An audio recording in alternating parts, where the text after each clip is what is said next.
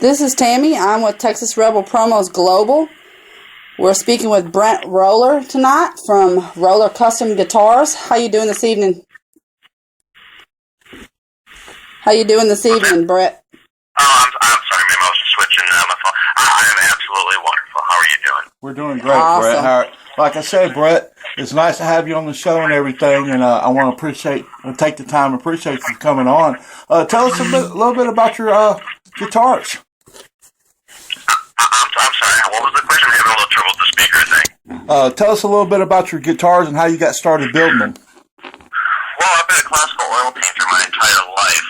I'm actually represented by Dimitri of Fine Arts up here in the upper Midwest, and I was kind of tired of, believe it or not, I was tired of oil painting. I kind of needed a break, and I figured I'd been playing the guitar since I was 15 years old, and I wanted to try something sculpting, and it all just kind of merged all into the same spot.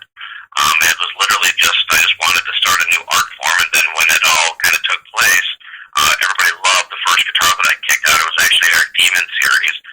That's my personal baby. Yeah. And that was literally how it all took off, because everybody took a look at that first guitar, and suddenly I had people emailing me for orders, and I'm like, well, sure, I'd love to build you a guitars. So. That's awesome. Yeah, so it kind of worked into a full-time thing there. So, we had talked on the email on the thing that you can ship international and everything. Is that a problem, or if we're international people? No, absolutely. I actually have 2 endorsements, one in Australia and one in Quebec, and I ship anywhere in the world as long as, shipping is part of the cost of the guitar, obviously, but I mean, if you can get mail, I can get you a guitar, I can get a guitar to you. Well, like I said, Britt, there's a lot of people out there that be listening to this stuff, and I want to just tell you personally, as a guitar player myself, the quality of your guitars and the sculpting is amazing.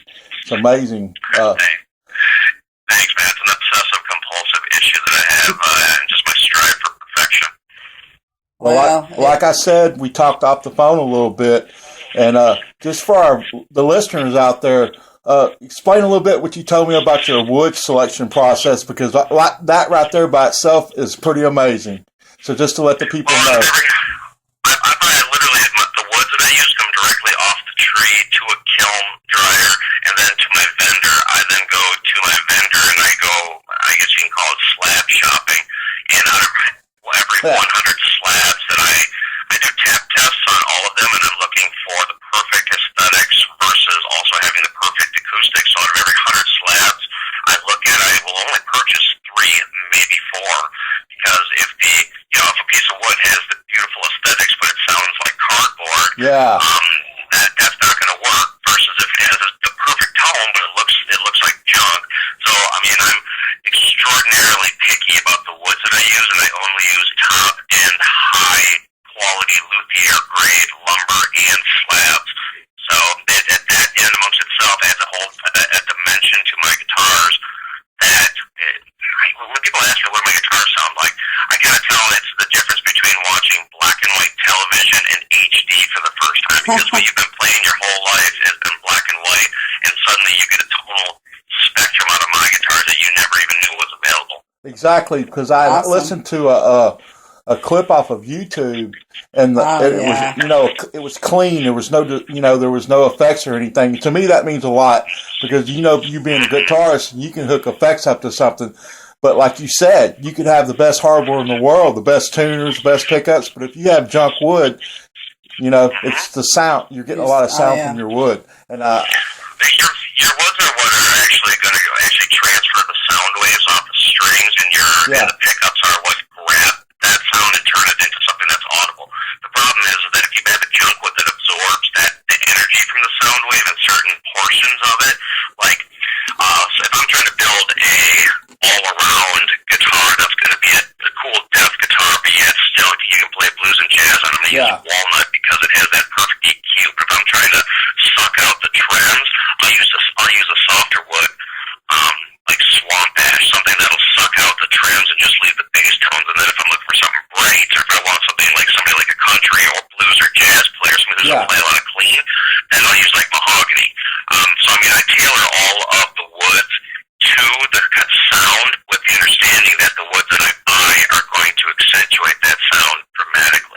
That's amazing, dude. That is very amazing. That's what I was going to ask, was what kind of wood, but you explained it. You know, that the different genres of music, or it just depends on what that artist, what they're looking for. You know, they might want 3 or 4 year guitars, but it might depend on what kind of sound they're looking for that particular song. And one of my endorsements, name is Paul Mogalese. He is Australian. He owns probably some of the better guitars I've ever built in terms of artistic flair. And he wanted an awesome death metal guitar, and he wanted an incredible blues and jazz guitar. So his death metal guitar I made out of high density maple because I wanted it crisp and I want the trims clean, but I also wanted to have a resonating bass tone. His blues guitar, I used a really dried piece of Queensland maple for the body, and then I put a maple set neck on it. And the reason being is because I needed something that was already had natural reverberation micro pockets in the wood itself, so that you could get that really audible acoustic tone out of. Now the guys from Fira, who I just signed, they have 2 guitarists. I actually endorsed both guitarists and the bass player. The bass guitar is on its way.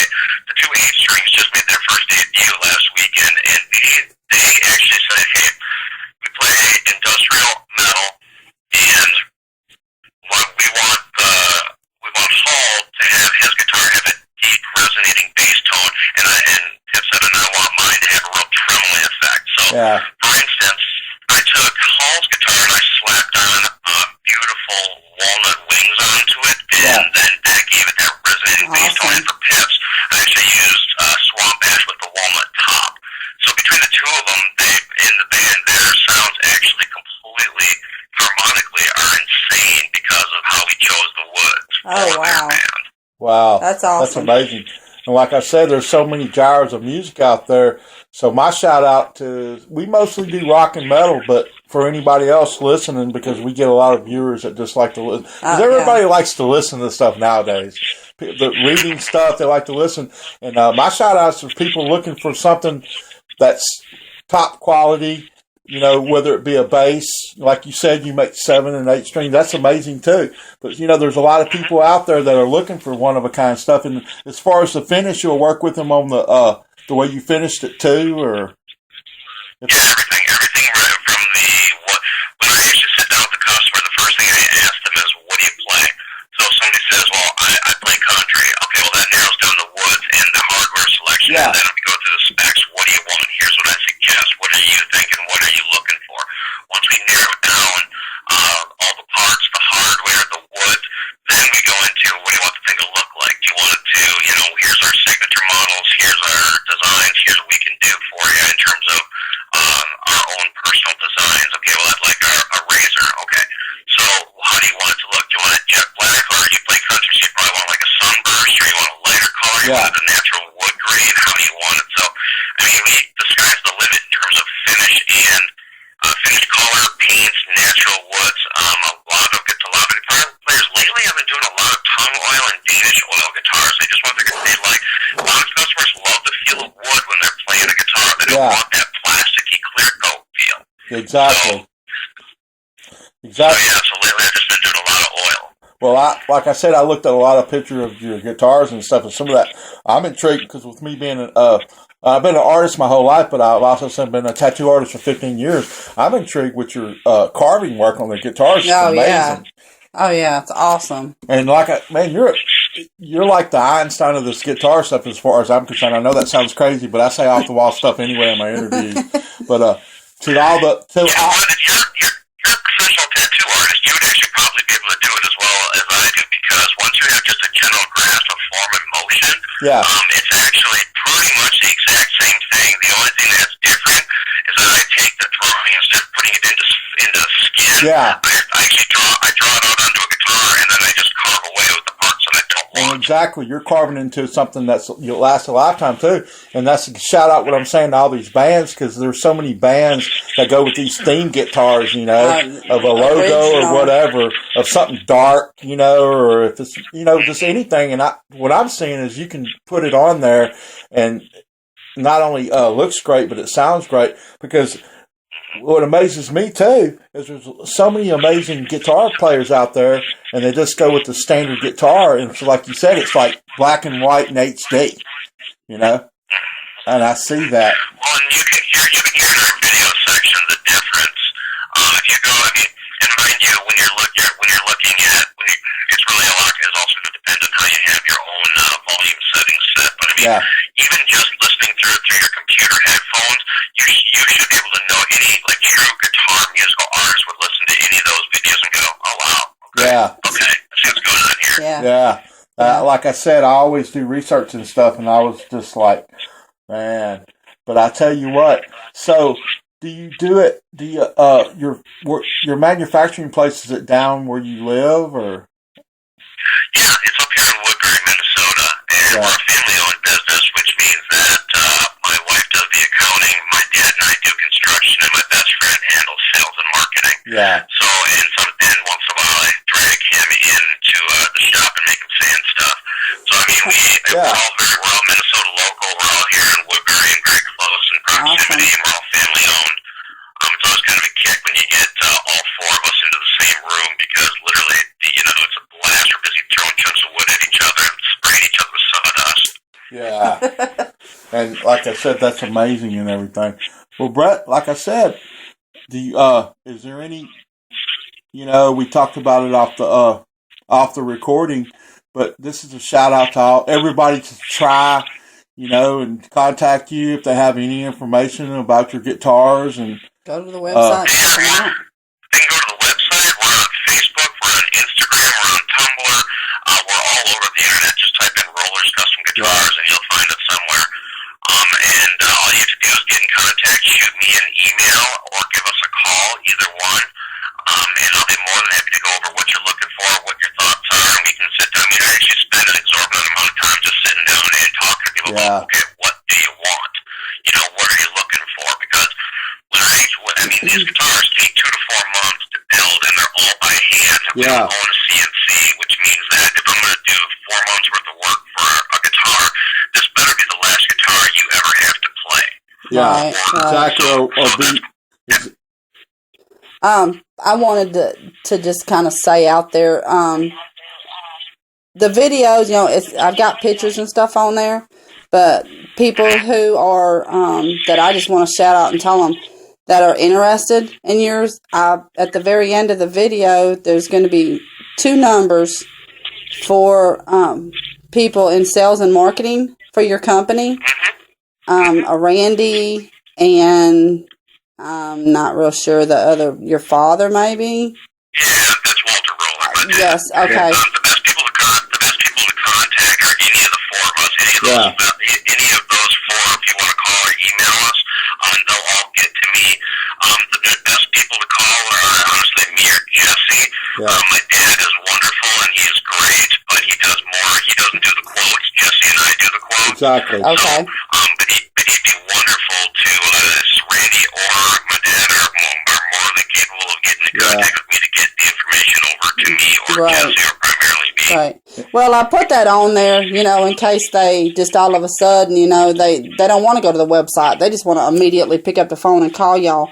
I put the numbers on there for that reason. Yeah, like I said, we're also on Facebook and we have our website, but we're also, because I'm trying to keep modern, we've been busting it on Twitter, and to us, Twitter's helped us out a lot. So every time we advertise for you on Facebook, it automatically goes to Twitter, and we've been getting a lot of retweets on. That's what they call them. I don't know why they call them retweets, but they're calling it retweets. And you're getting retweeted all over Twitter with your guitars, all the pictures, all the stuff that we put. It's actually funny. I'm not on Twitter. I think I was at one point, but I don't know how to use it. Is that weird? Yeah, I didn't either until I found out. I was on it, then I got off of it.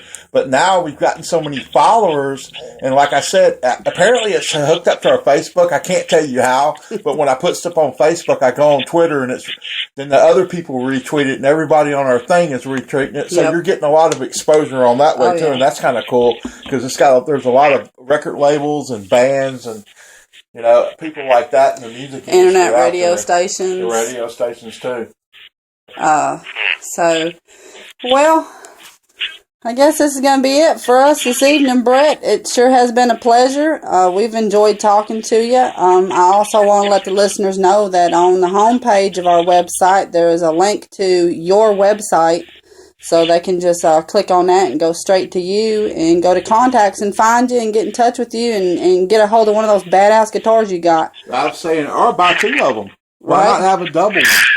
That's what I say. Because I do appreciate it dramatically. I'll have you guys sign up on my website by the end of the night. Like I said, dude, cross-promo stuff. I appreciate it. Like I said, I'm the type of person, it started as a hobby for me, with me being an artist, and I truly see your artistic designs and everything.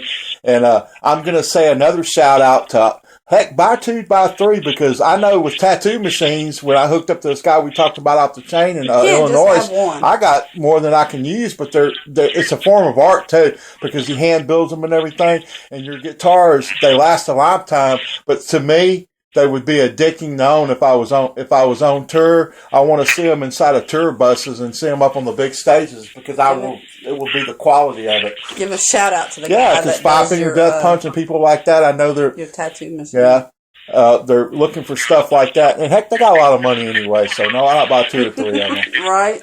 But it's good talking to you, man. Yeah, with some of the endorsements that we have going on right now, I'm actually just posting more pictures of people who've been playing on stage all weekend, and it just warms my heart when my guitars are used for what they were built for, you know what I mean? Exactly. They're not made to look at, they're made to, if you're in the metal, they're made to shred, so to speak, and if you're blues, you're made to play blues. But I appreciate it, Brett, and like I said, I'm giving all a shout out all over the world, because as soon as we get it edited, it takes us a little while, but it'll be around the world a few times and on all the websites, like the Quill and stuff down in Sweden and stuff. I'm giving a shout out to all of them, because I know them guys are guitar connoisseurs down there for sure. So I appreciate it, man, and have a good night. We're going to sign out, man. You too, guys. It was great talking to you both, and I will see you guys in the future. We'll keep in touch, man. Oh, yes. All right. Thanks.